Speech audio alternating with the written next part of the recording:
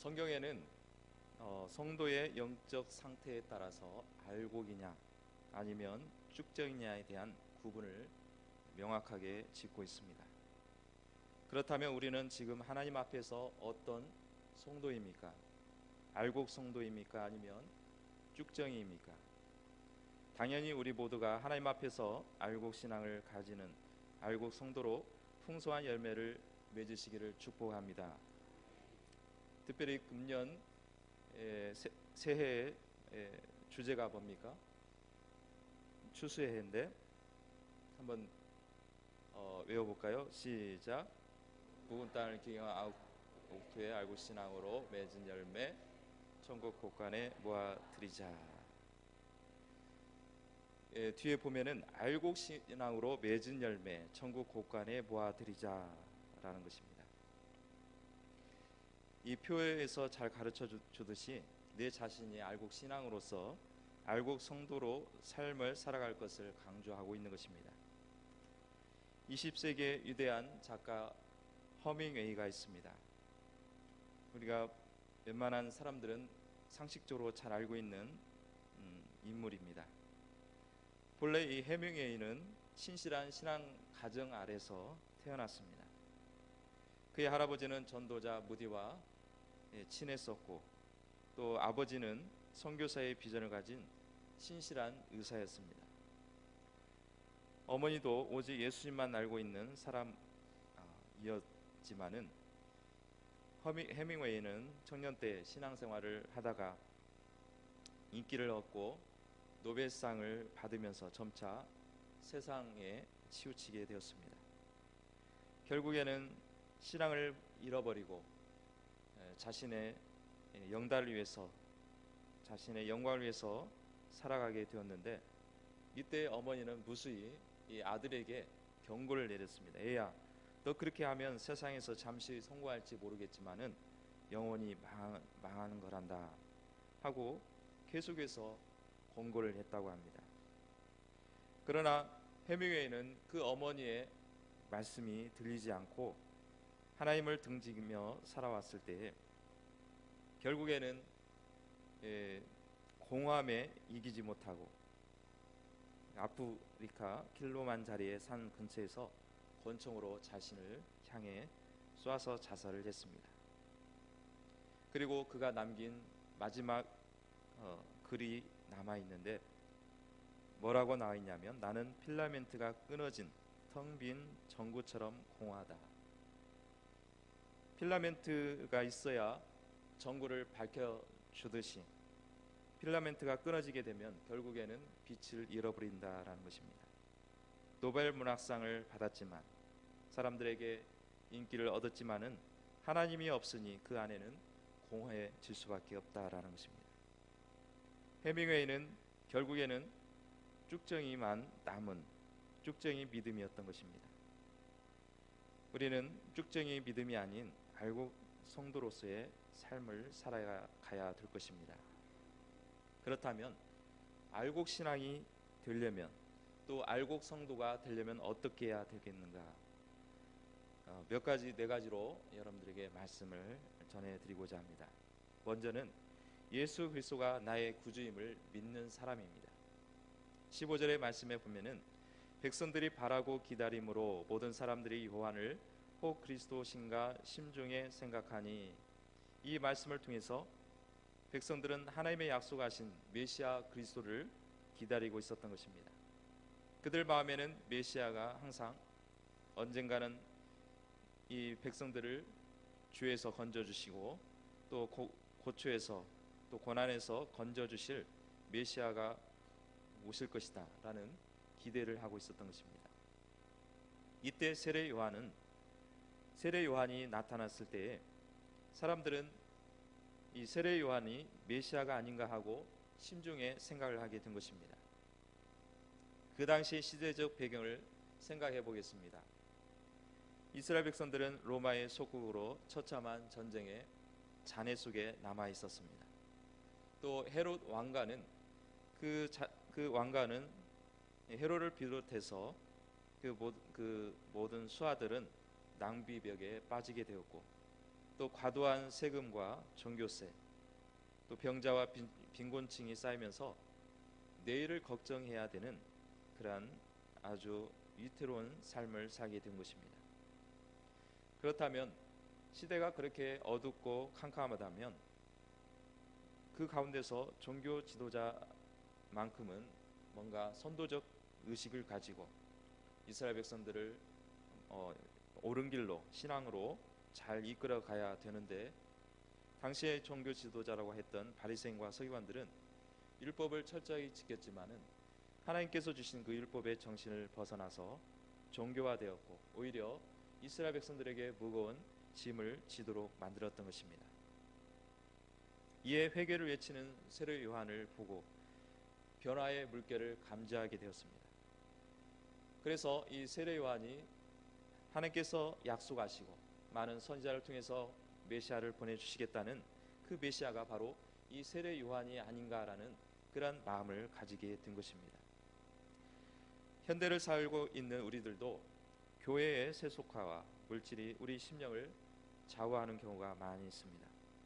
또 사회 어떤 문화를 보면은 대표적인 문화가 풍조하는 것을 볼 수 있고, 또 세상의 사건들을 보면서 세상이 점점 좋아지는 것이 아니라 오히려 악화되고 잘못되는 것을 볼 때마다 세상에 대한 염증을 느낄 수밖에 없는 것입니다. 그래서 예수 그리스도께서 이 땅에 오심으로 이 땅을 다시금 갈아엎으시고 또 하나님의 나라를 더 건설해 나갔으면 하는 그런 기대가 있는 것입니다. 이러한 기대는 그리스도를 마음에 모시는 것부터 시작되고 있는 것입니다. 여기서 중요한 모형을 발견할 수가 있습니다. 그것은 이처럼 마음에 예수 그리스도가 있어야 알곡이 될 수가 있다는 것입니다.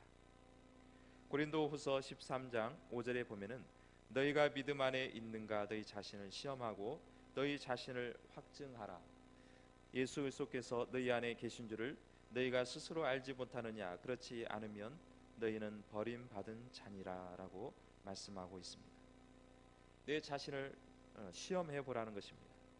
내가 예수 그리스도 안에 있느냐, 내가 예수 그리스도를 확신 가운데 또 거하고 있는지, 아니면 내가 주님으로부터 버림을 받고 있는지 확인하고 또한 확신을 가지라라는 말씀입니다. 또한 요한일서 5장 12절의 말씀을 보면은 아들이 있는 자에게는 생명이 있고 하나님의 아들이 없는 자에게는 생명이 없다라고 분명히 말씀하고 있습니다.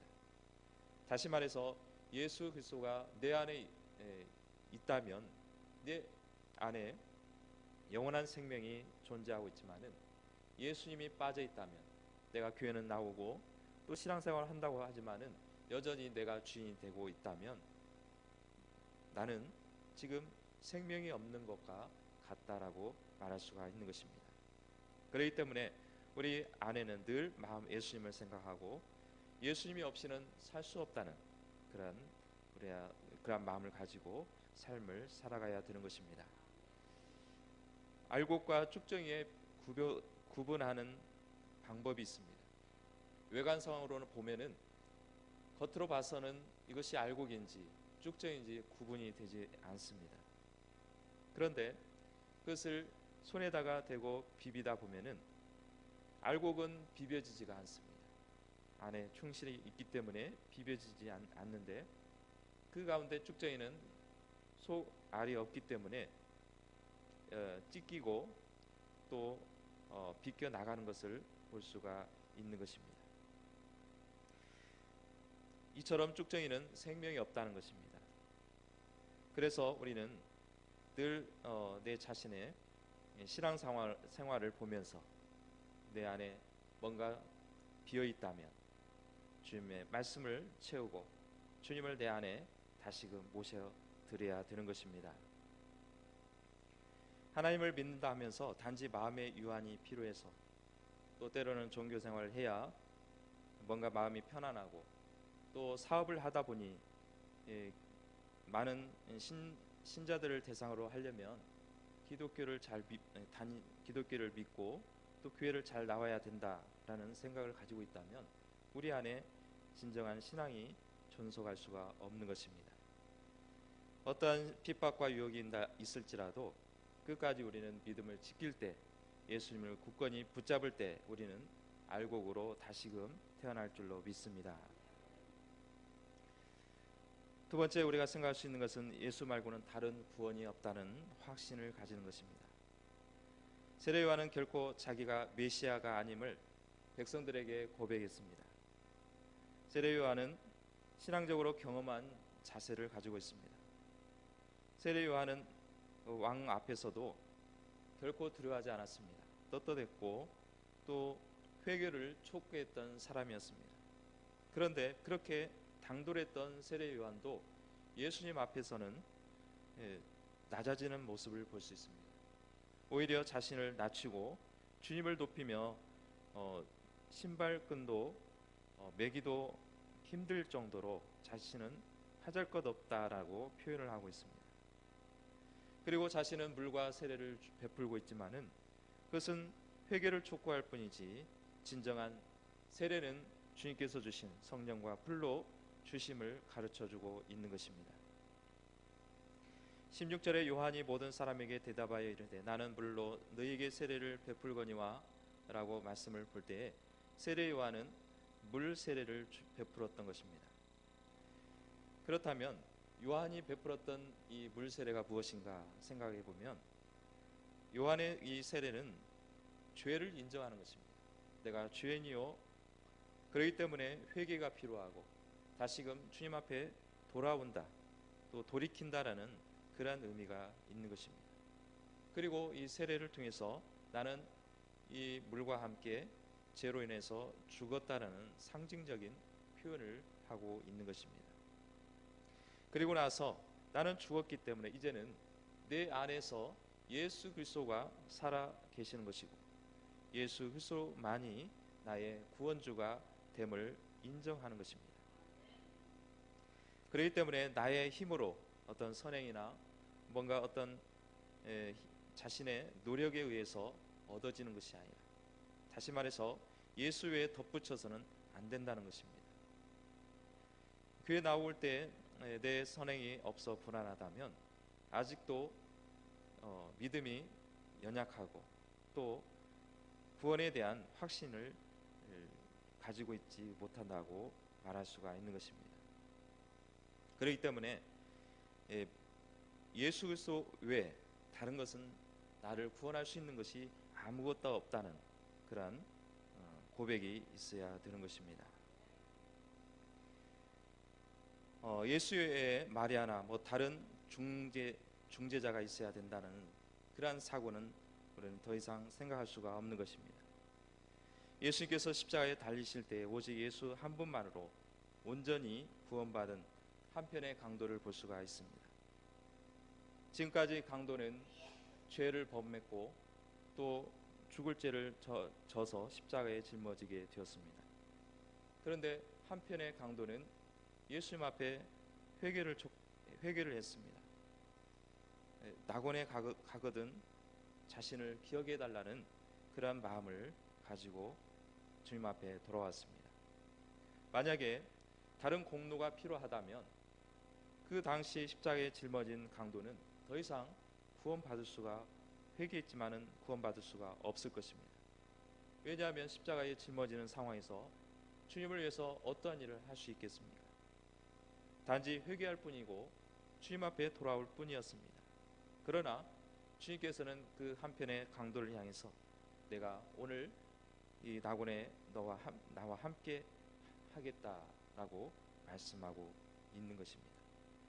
사도행전 4장 12절에 다른 이로서는 구원을 받을 수 없나니 저나 사람 중에 구원을 받을 만한 다른 이름을 우리에게 주신 일이 없다라고 분명하게 말씀하고 있는 것입니다. 그렇기 때문에 종교 간의 타협이란 게 있을 수 없습니다. 다원화가 존재할 수 없습니다. 보러 가도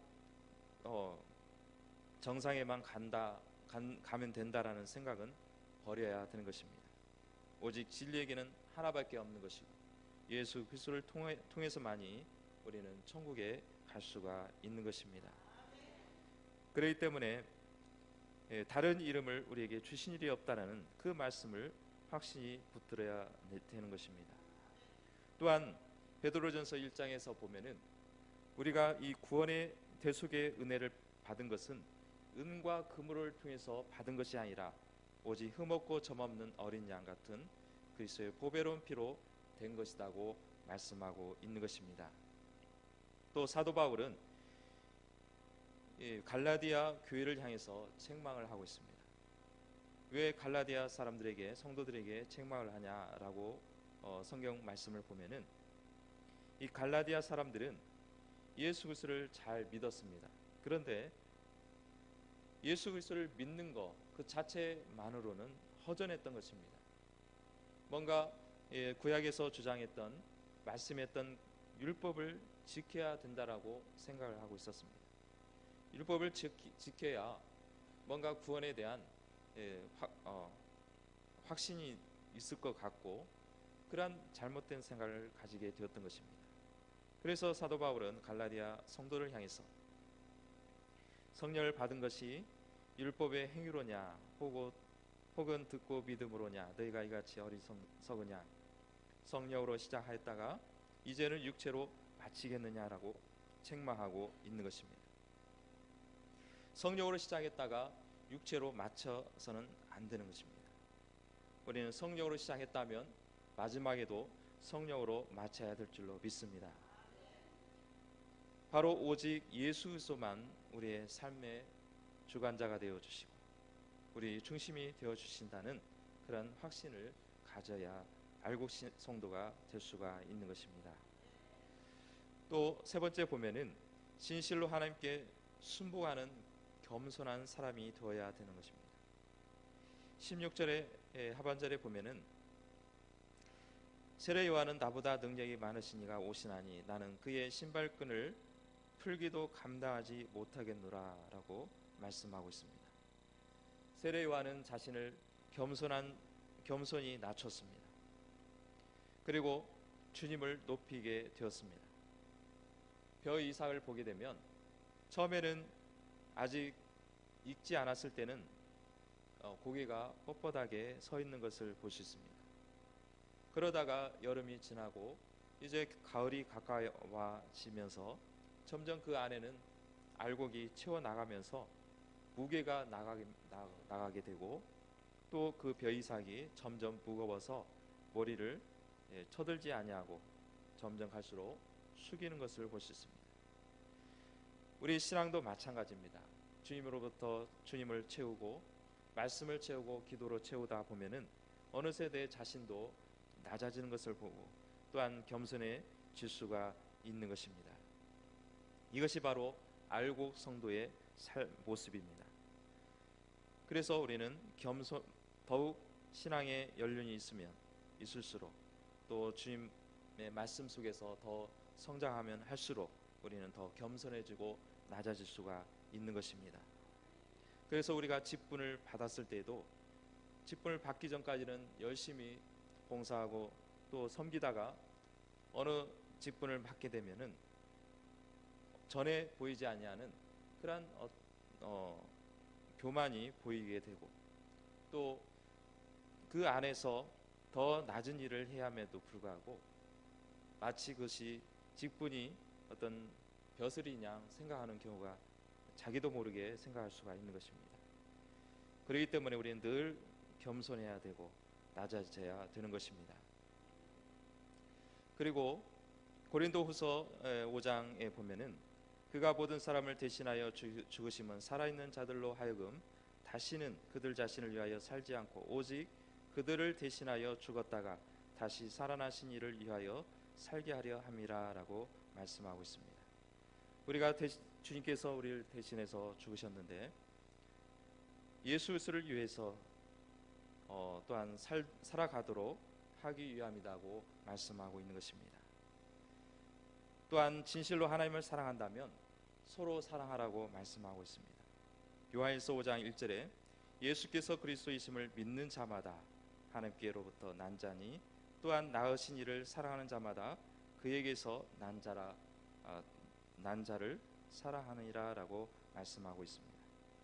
겸손이란 것은 다른 것이 아니라 자기가 일부러 낮추는 것이 아니라 서로를 사랑하고 나보다 못한 사람을 섬기는 것에서부터 시작되는 것입니다. 우리는 늘 보면은 신앙생활을 오래 하면 할수록 친한 사람과 많이 친해지지만 낯선 사람에 대해서는 다가가지 않습니다. 그리고는 잘 모른다고 합니다. 그렇지만은 요한일서 5장에서 말씀하셨던 것처럼 하나님을 사랑하는 자는 서로 간에 사랑함으로써 내가 먼저 신앙생활을 했다면, 내가 먼저 앞서 있다면 우리는 또 소외되고 어려운 성도들을 돌아볼 줄 아는 그러한 믿음의 소유를 겸손을 보여야 될 줄로 믿습니다. 또한 하나님은 겸손한 자에게 은혜를 베풀어 주십니다. 샘 슈메이커라는 사람은 이렇게 말을 했다고 합니다. 하나님께 10%를 순종하면 10%의 행복을 얻을 수 있고 50%를 순종하면 50%의 행복을 얻을 수 있고 100%의 순종을 하게 되면 100%의 행복을 누릴 수 있다라고 말을 했습니다. 내가 하나님 앞에 순종한 만큼 하나님께서는 그만큼 은혜를 깨닫게 하시고 우리의 삶과 영혼의 만족을 누릴 수 있게 해주신다고 말씀하고 있는 것입니다. 천국은 어린아이와 같이 아니하면 결단코 들어갈 수 없다고 말씀하고 있습니다. 우리는 천국 곳간에 들어가는 겸손은 바로 내 자신이 낮아지는 그러한 삶을 살아가야 되는 것입니다. 또 네 번째 보면은 죄악을 성령의 불로 태우는 사람입니다. 우리가 일반적으로 이 죄를 어떻게 소멸해 나갈 것인가? 죄의 용서는 예수 그리스도를 통해서 보혈의 피로 깨끗함을 얻을 수가 있습니다. 또한 더불어서 성령의 불로 태움을 받아야 되는 것입니다. 성령의 불이 내 마음을 주장하게 되고 내 심령을 주장했을 때 우리는 새롭게 성령의 불로 또 새로운 삶을 살아가게 되고 또 우리 안에 뜨거운 열정이 넘쳐날 줄로 믿습니다. 그래서 오늘 말씀에 보면은 그는 성령과 불로 너희에게 세례를 베풀 것이요 손에 키를 들고 자기의 타작마당을 정하게 하사 알곡은 보아 곡간에 들이고 쭉정이는 꺼지지 않는 불에 태우시리라 라고 말씀하고 있습니다. 성령과 불로 우리 임하지 아니하면 우리는 쭉정이가 될 수밖에 없는 것입니다. 손에 키를 들었다라는 것은 최후의 심판의 권세를 지니고 계시다는 말씀입니다. 심판은 두 가지로 자연스럽게 나눠지고 있습니다. 먼저 마태복음 25장 32절 말씀에 보면은 양과 염소로 구분한 것처럼 분리된다고 말씀합니다. 똑같이 하나님을 믿고 또 하나님을 섬긴다고 했는데 양과 염소로 구분되어진다고 말씀하고 있습니다.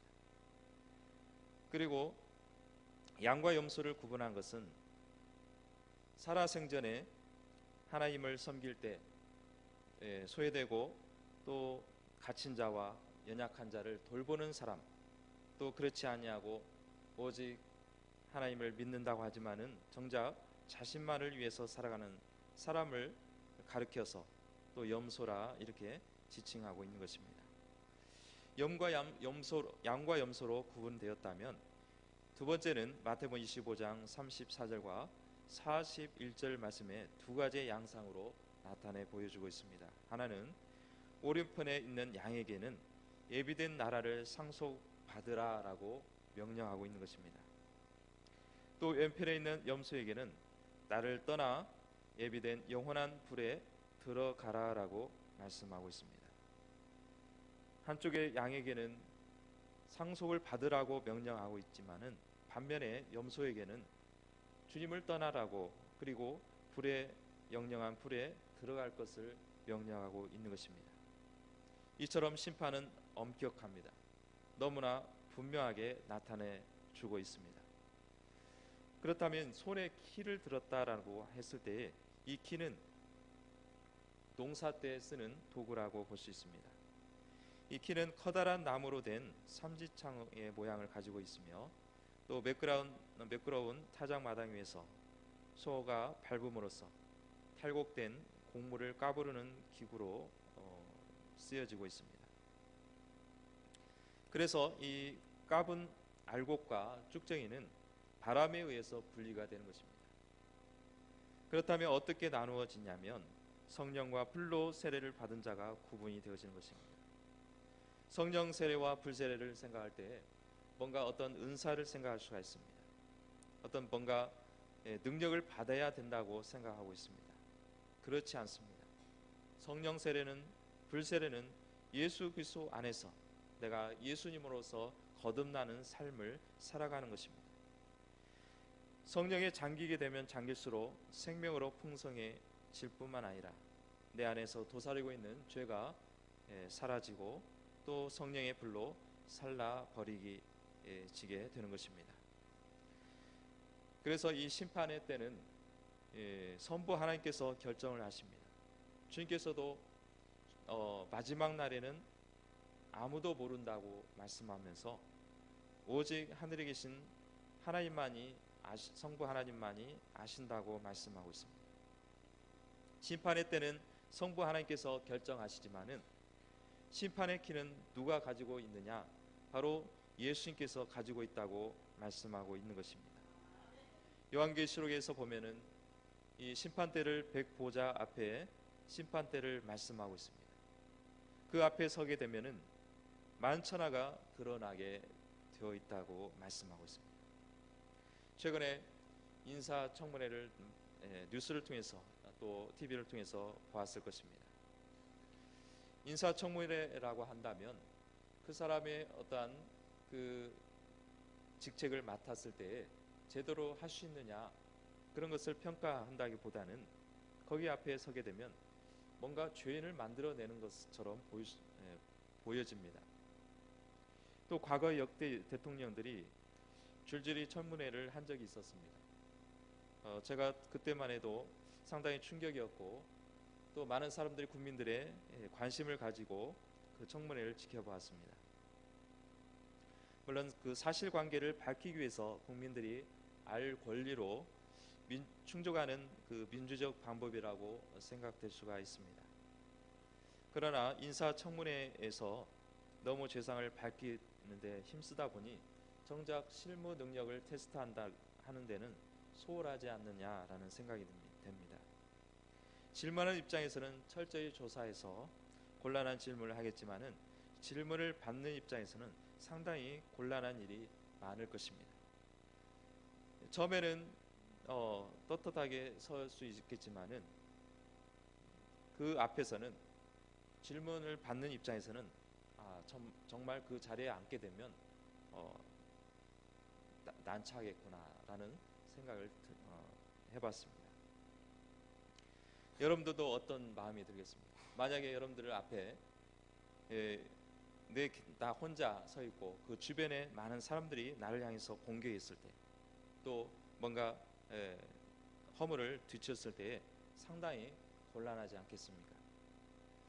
하물며 주님 앞에 심판대 앞에 쓴다고 생각한다면 얼마나 두렵겠습니까? 우리는 주님 앞에 섰을 때 주님께서는 우리를 변호해 주시고 우리를 지켜주시고 붙들어 주실 줄로 믿습니다. 그러기 위해서는 우리는 성령의 불세를 받아야 되는 것입니다. 성령의 불로 우리 안에 또한 죄악을 다 태우고 또 성령의 불로 우리는 새 힘을 얻어야 될 줄로 믿습니다. 우리는 은혜 가운데 거해야 됩니다. 그리고 우리 안에는 성령의 충만함을 받아야 되는 것입니다. 누구나 약점이 있고 죄가 있습니다. 문제가 있습니다. 그렇지만은 그 죄와 모든 허물을 내 자신이 안고 있다면 여전히 그것은 내 허물이 되겠지만은 성령의 의탁을 하게 되고 성령께서 내 안에서 불로 지져주시고 또 성령의 뜨거운 역사가 내 마음의 심장을 주관하게 해달라고 하나님 앞에 간절히 기도한다면 성령의 불이 내리지 않겠습니까? 우리는 성령의 역사가 우리 안에 우리의 삶 속에서 역사하시고 또 우리를 통치해 나가야 될 줄로 믿습니다. 성령의 타작마당을 통과할 때마다 하나님의 나라의 곳간에 들어가는 참 알곡이 되는 것입니다. 우리가 참 알곡에 천국 곳간에 모아드리자라는 이 표현은 곧 어떠한 다른 사람을 주님 앞에 인도하는 것도 있겠지만은 내 자신이 주님 앞에 더 충실하고 더 풍성한 그런 알곡 신앙이 되기 위해서 주님 앞에 헌신의 삶을 살아야 되는 것입니다. 워싱턴 DC 내셔널 처치에 메어리 캐슬린 페스터라는 사람이 있었습니다. 이분이 지옥을 체험한 사람으로 많이 알려져 있었습니다. 그분의 한 간증을 보면은 지옥의 체험을 하게 되었는데 한 여인이 애처롭게 한쪽에서 슬퍼하며 부르짖고 있었습니다. 오 주님, 이 지옥은 너무 잔인합니다. 밤이나 낮이나 언제나 고문과 고통 속에 지내고 있습니다. 주님, 제가 그때 당신의 말씀을 듣지 않았던 것이 영원토록 후회가 됩니다. 항상 당신 나를 위해서 계실 줄만 알았지만은 결국에 사탄이 나를 이용하게 되었고 저는 사탄에 점점 따르게 되었습니다. 그래서 하나님보다는 사탄이 원하는 일을 더 좋아하고 죄 짓는 것을 사랑하게 되었습니다. 그러다가 차를 타고 가다가 그만 남의 집을 받아 버렸고 저는 그 자리에서 즉사하고 말았습니다. 제발 이곳에서 나가게 해달라고 울부짖었던 것입니다. 이때 들리는 소리, 그녀에게 들리는 음성은 딱 한 마디였습니다. 심판은 이미 끝났다.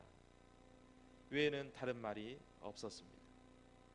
쭉정이의 삶은 마지막에 최후의 삶은 이와 같이 심판의 멸망을 받게 되는 것입니다. 쭉정이는 속에 아무것도 없기 때문에 주님께서 심판을 내리시고 영원토록 버리게 만든 것입니다. 우리는 이 땅에 살아가면서 하나님의 말씀으로 채워나가야 될 줄로 믿습니다. 알곡 신앙을 위해서 우리는 몸부림을 쳐야 될 줄로 믿습니다. 하나님은 우리는 이 알곡 신앙이 되기 위해서는 특별한 어떠한 행위를 위해서 특별한 일을 함으로써 알곡 신앙이 되는 것이 아니라 하나님의 아들이신 예수님을 늘 부여잡고 주님을 붙들어 나가야 되는 것입니다. 우리가 오히려 어려움이 있을수록 우리는 주님을 더 붙들 수가 있는 것이고 또 우리가 고난이 있을수록 우리는 주님을 갈망하고 기도하 나가는 줄로 믿습니다. 그러기에 우리는 그 안에서 그 가시와 같은 삶에서 점점점 내 몸을 찔러 왔을 때 그것은 내 고통이 아니라 내 아픔이 아니라 그것을 통해서 나를 성숙하게 하고 더 알곡 신앙으로 다져지게 하는 그런 하나님의 역사가 있는 줄로 믿습니다. 그래서 우리는 예수님밖에 없다. 이 세상에 소망할 것은 다른 것이 아니라 우리는 주님을 붙들고 주님을 의지했을 때 우리에게 힘을 주시고 소망을 주시고 은혜를 주실 줄 믿고 우리는 전진해 나가야 될 줄로 믿습니다. 우리가 오늘 말씀을 통해서 세례 요한이 예수 그리스도를 통해서 심판의 키를 들고 계신 이 예수님을 바라보라고 말씀하고 있습니다. 주님을 모시라고 말씀하고 있습니다. 우리는 천국 곳간에 충실한 알곡 신앙으로 온전히 알곡 성도가 되는 저와 여러분들 되시기를 주님의 이름으로 축복합니다.